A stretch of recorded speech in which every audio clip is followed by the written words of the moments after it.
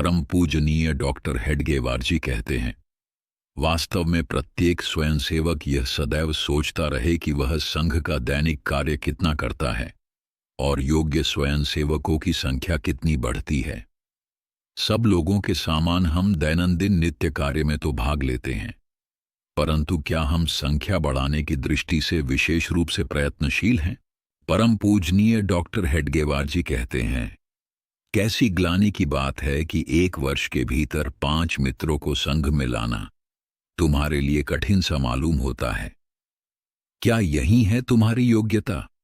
थोड़ी ईमानदारी के साथ सोचो तो सही। स्वयं अपनी आत्मा के साथ धोखा न करो। परम पूजनीय डॉक्टर हेडगेवार जी कहते हैं, क्या हम अपने प्रण का पालन निस्वार्थ बुद्धि से तन मन धन पूर्वक और ईमानदारी के साथ कर रहे हैं? अपनी प्रियतम हिंदू जाति को संसार में अजेय तथा गौरवशाली बनाने हेतु हम स्वयं कितने कष्ट उठाते हैं। हम कौन सा कार्य करते हैं? थोड़ा अपना दिल टटोल कर देखो तो। क्या इस महान उद्दिष्ट की पूर्ति हेतु हम अपने मन में कुछ बेचैनी सी अनुभव करते हैं? क्या उस कारण हमारा जी तड़पता रहता है? परम पूजनीय डॉक्टर हेडगेवार जी कहते हैं, हम तो याची देही याची डोला मराठी शब्द अर्थात इसी देह से और इन्हीं आंखों से अपनी कार्य सिद्धि देखना चाहते हैं। बिना परिश्रम के यह कैसे संभव होगा? संघ यह नहीं चाहता कि किसी क्लब या पाठशाला के समान वह सदियों तक जैसा तैसा चलता रहे। संघ की तो यह धधकती हुई आकांक्षा है कि हिंदुत्व की सर्वग्रामी ज्वालाएं धू धू करती हुई शीघ्रातिशीघ्र देश के कोने कोने में फैल जाए। परम पूजनीय डॉक्टर हेडगेवार जी कहते हैं, कई लोग कहते हैं कि यह कार्य बड़ा कठिन है, इस मार्ग में असंख्य संकट है। मैं कहता हूं, कठिनाइयां क्यों ना होगी, हमें तो पहले से ही यह पता होना चाहिए कि हमारा मार्ग कंटकाकीर्ण है। इस पथ पर गुलाब की पंखुड़ियां बिछी होंगी, ऐसी भला किसने आशा की थी? राष्ट्र को अपना पूर्व गौरव प्राप्त करा देना थोथी गप्पे नहीं है, न वह टके से बिकने वाली कोई सस्ती चीज है। वह तो अत्यंत अनमोल रत्न है। उसे खरीदने हेतु उसकी पूरी कीमत चुकानी होगी। 1 पाई कौड़ी कम देने से भी काम नहीं बनेगा। परम पूजनीय डॉक्टर हेडगेवार जी कहते हैं, अपने देश के विगत वैभव को प्राप्त करने हेतु सर्वस्व त्याग कर अनवरत पुरुषार्थ दिखाने वाला आपके सिवा और कौन हो सकता है?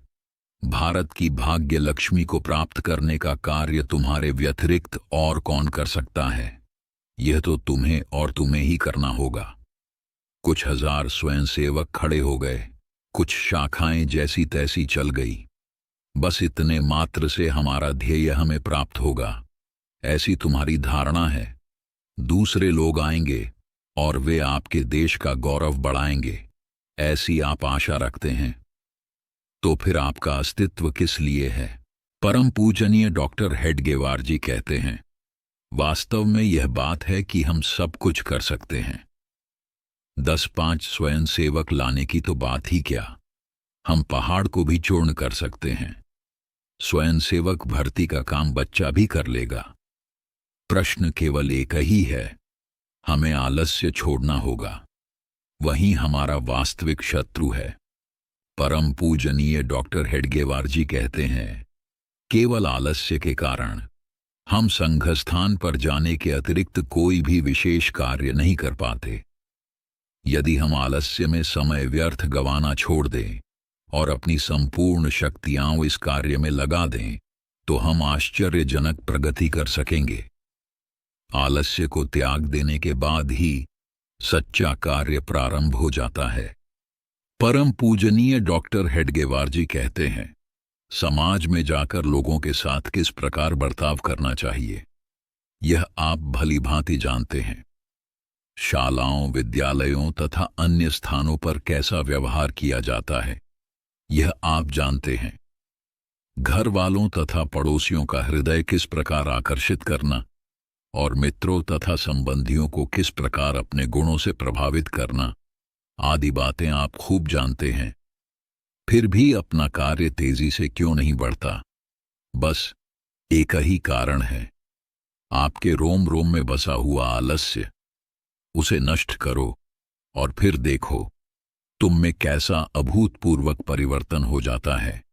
परम पूजनीय डॉक्टर हेडगेवार जी कहते हैं, कर्मण्येवाधिकारस्ते मां फलेषु कदाचन। यह वाक्य सदा याद रखिए।